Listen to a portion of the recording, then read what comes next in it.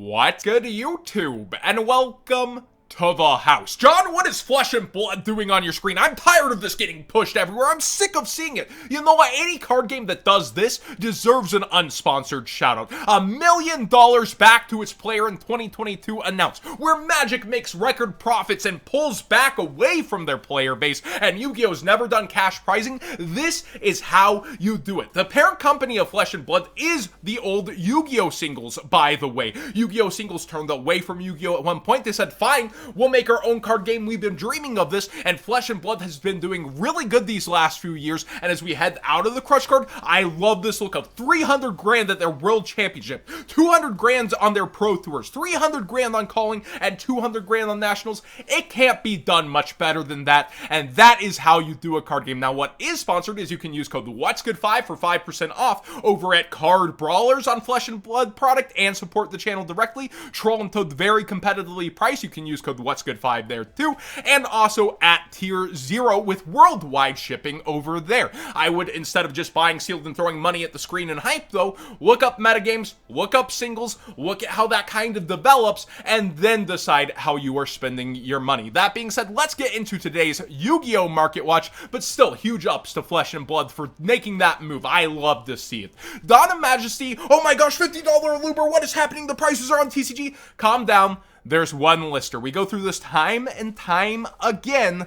These are not necessarily the real prices for Dawn. I will say, though, we did a live stream trying to price out Dawn, and I do not envy any vendor trying to price that out right now, and it's going to rely a lot on the Starlights, but it also ties heavily into Burst of Destiny. You have the Despia that get better in Burst of Destiny as well, but people are going to need the old cards. How are the insects going to turn out over in Burst of Destiny? Dawn ties itself really heavily in, and instead of 3 months only has 2 months until Burst release due to previous delays on products. So we don't have that big of a window versus another core set, and in the meantime we have Gold Series, Brothers of Legends, you have all sorts of releases including the Megatins leading up towards one of the greatest sets of all time. That's not very argued. A lot of people trying to compare this to Rise of the Duelists. I think it's between Rise and Eternity Code, but probably a little better than Eternity Code. Dawn finds itself in a very weird place, and I think versus the OCG, certain cards will do better over here without Max C. That Instant Fusion looks a lot better, or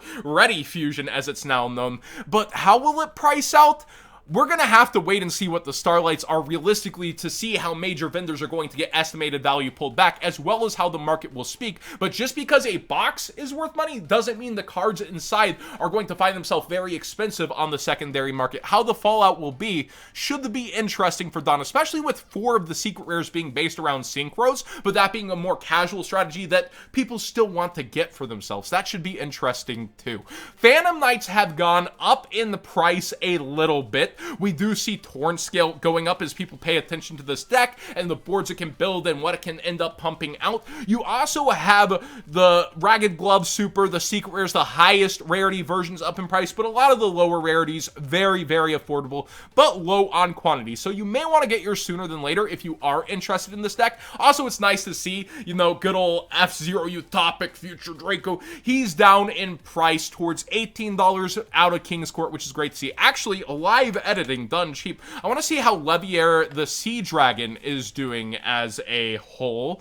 The ultis, yeah, they've been up in price, especially for past formats as well. The ultra's low on quantity. Almost every version's out and about and up in price. So that may be something you want to get sooner than later too if you're looking at past formats or for Phantom Knights. You have Prank Kids up in price, also known as Pack Kids. Prank Kids Doodle-Doo up a couple more dollars with very low listings. We covered its buyout a bit ago. And you do see some motivated sellers coming in actually at its old price. That's nice to see. Sometimes you gotta click on these cards to see the true price on TCG Player. And then you do have Prank Kids Place.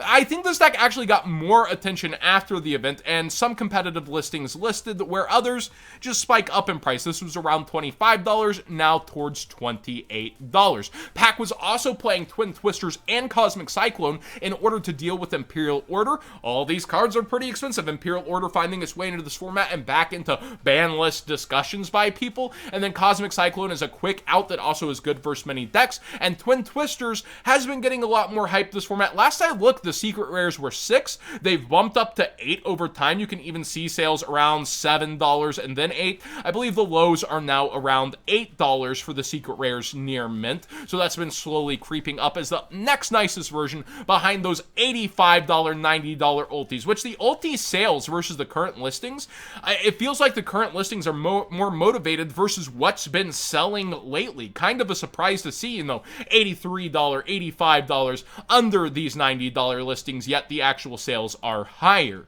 But I do like these spell and trap destruction options / removals because Harpies ends up getting stuffed a lot of the times, but Harpies is still a really good side card in general. Also, polymerizations, I was looking around, the dual terminal is more expensive than the first edition Duelist Pack Yugi. That one's kind of backwards in my opinion, but dual terminal gets a lot of buyouts. And then other nice versions of Poly are all worth a good bit of money. People actually collect this one as it's memorable from the show, and it just got into Rush Duels too. You have a fusion mechanic coming, so you might want to get your nicer versions of polymerizations or complete your collections on arts / types, as it does continue to feature itself back in the metas where, Fright Fur / Fluffle likes to use this as well. Certain decks end up going back to the classic over newer means. Dragon Link's been getting a lot of attention, and someone in the Discord told me they got theirs for $8 a couple weeks ago, and they seem to be up towards 11. I also know that this was supposed to be reprinted, and that Dragoonity structure deck we never got, so a lot of people let theirs go, and that's why some people could be getting theirs back. I would say off the top of my head,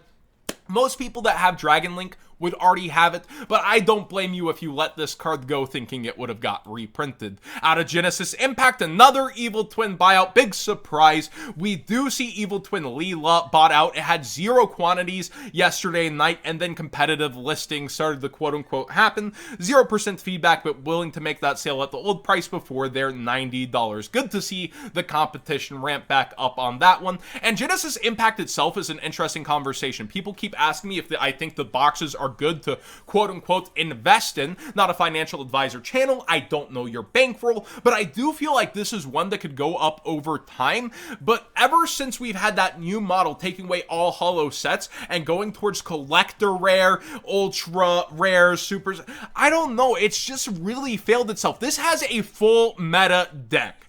It also has itself a deck that keeps getting support through core sets and ramping up towards tier 1.5 coming out.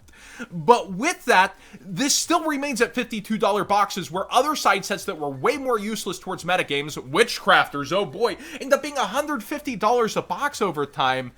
It's just striking me as weird that collector rares, I guess, really make or break these sets, even if they're towards archetypes that get some hype. You need that collectability of collector rares, and the choices matter all that much. I still kind of like the option of boxes that they may go up towards 90 plus over time, but how long that'll take and how they'll realistically get opened when you're pulling a specific collector rare 1 out of every 4 cases, it needs so much going for it more than what they offer here. The TCG exclusive sets really seem to be where it's at. Now, somebody's brought up this line in Baroness, and it may cause some wacky buyouts over time. Once per turn during the standby phase, you can target a level 9 or lower monster in your graveyard. Return this to the extra deck, and if you do, special summon that monster. Now, friendly reminder, Baroness is delayed until January, so people pointing out Zhang Zhan's gonna use this is gonna be crazy. Oh yeah, it's awesome. People are dumping weird cards like Spell Canceller, apparently, in the OCG. Dark Revelations version's up a couple bucks. It's not that hard, but really, you had the printing of Spell Canceller bottom out the prices for every version, and I noticed there's a secret rare speed duel one. This may be a good penny stonk for a card as a highest rarity actual physical version, but DR is also like $6 right now. You have MFC versions relatively cheap for what first ed MFC is. If you like this card, Jinzo's weird removed cousin, yeah, go ahead and get it. Its problem's always been its low attack, but I could see for certain matchups it getting sided into decks, getting hype, but you're banking on a made up meta in the future, and a lot of weird buyouts have happened around mechanics. Remember remember, if you're going around the mechanic of what she's going to do, remember Lair of Darkness and how many buyouts it caused out, and it only ended up working with Infernoids. When you play into made-up future formats in the TCG, you can get hard punished sometimes, but Spell Canceller, nonetheless, still a pretty decent penny stock, but be aware of how many copies of that ultra rare are out there from Dude, and how many buyouts would have to happen, and surges of hype for probably a one-of if you're dumping it, trying not to draw with a brick. Yeah, it's an upward battle. And also looking around for Zhang Zhan, Tenyi Spirit Adhara, I did not know was a $5 some odd card. And honestly, its other versions are lower listing. So if you're looking at either the holo of this, or the rare, or the common, you might want to get them sooner than later. They seem to actually be worth a little something something, and it's something I was not aware of personally. That being said, thanks for watching today's Market Watch. Please subscribe if you haven't already. Give this video a thumbs up if you enjoyed the conversation. And again, whenever you do something this freaking cool, you're gonna get a free shout out. Magic, come on. They're setting the bar for you. Like, a brand new card game rising up like this is amazing.